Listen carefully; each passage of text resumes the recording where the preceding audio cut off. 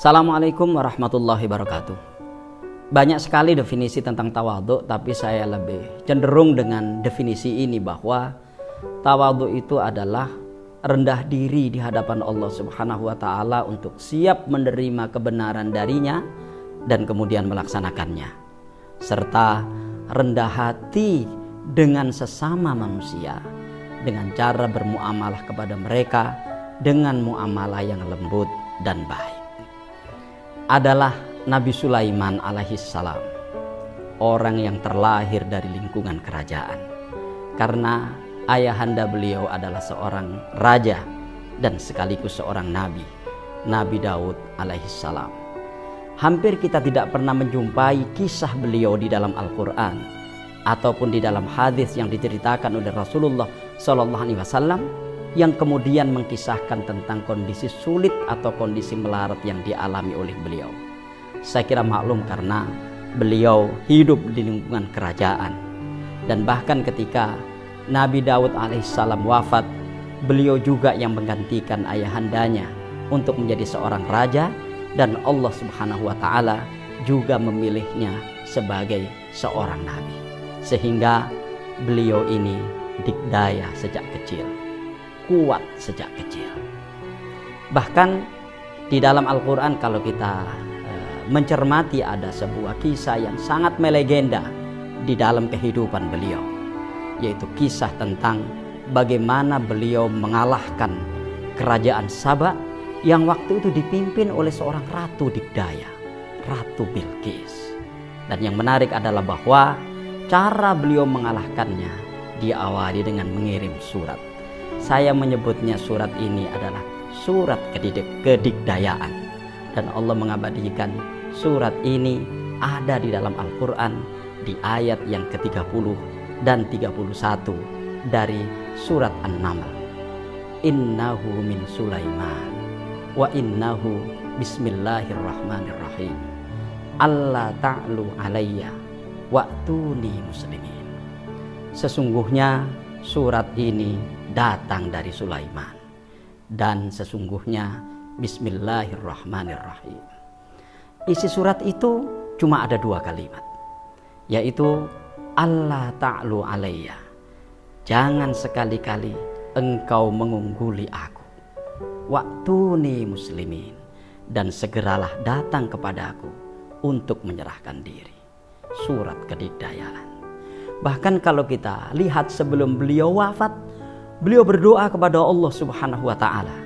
Doa ini pun wallahu alam bissawab saya sebut sebagai doa kekuatan dan kedikdayaan yang bersumber dari pertolongan Allah Subhanahu wa taala. Allah menyebutkan doa ini di dalam surat Shad ayat yang ke-35. Rabbighfirli wa habli mulkan la yanbaghi li ahadin min ba'di. Ya Allah, ya Tuhanku, ampunilah aku dan berikanlah aku kerajaan. Berikanlah kepada aku kekuasaan yang kerajaan dan kekuasaan itu tidak engkau berikan kepada siapapun setelah. Tapi tahukah kita bahwa ada yang menginspirasi dari Nabi Sulaiman itu dari sisi yang lain. Di tengah-tengah kedikdayaan, di tengah-tengah kekuatan beliau, ternyata beliau adalah seorang nabi, seorang hamba Allah Subhanahu wa taala yang sangat tawadhu. Disebutkan di dalam ayat yang lain bahwa Allah Subhanahu wa taala menganugerahkan putra kepada Nabi Daud, yaitu Nabi Sulaiman, dengan sebutan ni'mal abdu innahu awwab. Sulaiman itu adalah sebaik-baik hamba, dan beliau adalah orang yang sangat-sangat kembali kepada Allah Subhanahu wa taala dan menghamba kepadanya. Maka kisah ketawadhuan Nabi Sulaiman ini kita bisa melihatnya di ayat yang ke-17, 18 dan 19 dari surat An-Naml. Kita lihat saja di ketiga ayat ini. A'udzubillahi minasyaitonirrajim. Wa husyira li Sulaimana junuduhu minal jinni wal insi wat thair fahum yuzaun. Dan kemudian Nabi Sulaiman dan para tentaranya menyebar untuk menapaki sebuah perjalanan di mana tentaranya itu terdiri dari jin, manusia, dan burung. Fahum yuza'un. Para bala tentara ini kemudian berbagi tugas, berbagi barisan, di mana tentara yang dari burung ini berada di atas untuk menaungi Nabi Sulaiman dan para tentaranya yang dari jin dan manusia supaya mereka tidak kepanasan. Hatta idza atau ala wadin namli. Sampailah bala tentara ini, bala tentara yang dipimpin oleh Nabi Sulaiman ini ke lembah semut. Qalat namlatun. Saat itulah sang raja semut atau sang ratu semut ini berkata kepada bala tentaranya tentu yang juga dari semut. Ya ayyuhan namlu, wahai para semut, udkhulu masakinakum, masuklah kalian ke dalam lubang-lubang kalian. Maksudnya masuklah kalian ke tempat-tempat persembunyian kalian. La yahtimannakum Sulaiman wa junuduhu wa hum la yash'urun. Jangan sampai Sulaiman dan bala tentaranya menginjak-injak kalian sementara mereka tidak menyadari. Dan di ayat yang ke-19 Allah Subhanahu wa taala mengkisahkan Sulaiman dengan sikapnya kepada apa yang dikatakan oleh si ratu semut tadi itu. Fatabassama dhahikan. Nabi Sulaiman kemudian tersenyum, tertawa dari perkataan si ratu semut itu. Tentu kita semua tahu bahwa Nabi Sulaiman ini punya mukjizat bisa mendengarkan bahasa binatang. Tentu mendengarkan dan mengerti bahasa binatang. Fatabassama dhahikan min qauliha. Maka Nabi Sulaiman tersenyum tertawa dari perkataan yang disampaikan oleh si ratu semut itu seraya berdoa. Ini titik krusialnya, ini titik pentingnya. Rabbi auzi'ni an ashkura ni'mataka allati an'amta alayya wa ala walidayya wa an a'mala salihan tardah wa adkhilni birahmatika fi ibadika shalihin.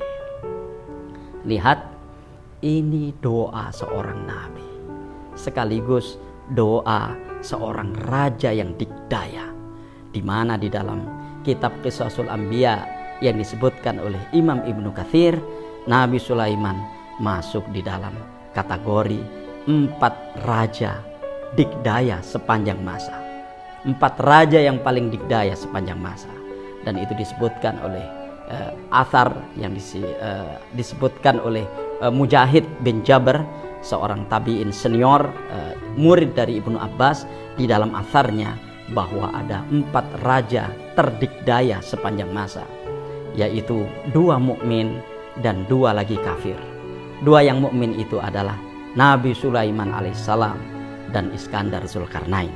Sementara 2 yang kafir itu adalah Raja Namrud yang hidup pada masa Nabi Ibrahim alaihissalam, dan kemudian Raja Bukhtansor, seorang raja yang hidup di saat fatroh, saat tenggang waktu antara Nabi Yahya dengan Nabi Isa alaihissalam, yang kalau kita baca di dalam sejarah, raja zalim inilah yang pernah menghabisi Baitul Maqdis.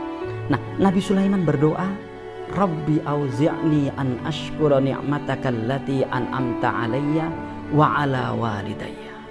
Ya Allah, ya Tuhanku, ilhamkanlah kepadaku untuk memastikan agar aku tetap bisa bersyukur kepadamu atas nikmat yang telah Engkau anugerahkan kepadaku dan atas nikmat yang telah Engkau anugerahkan kepada kedua orang tuaku. Lihatlah poin pertama penting dari ketawaduan Nabi Sulaiman ini. Beliau bersyukur kepada Allah Subhanahu wa taala. Dan syukur itu adalah realisasi tawadhu.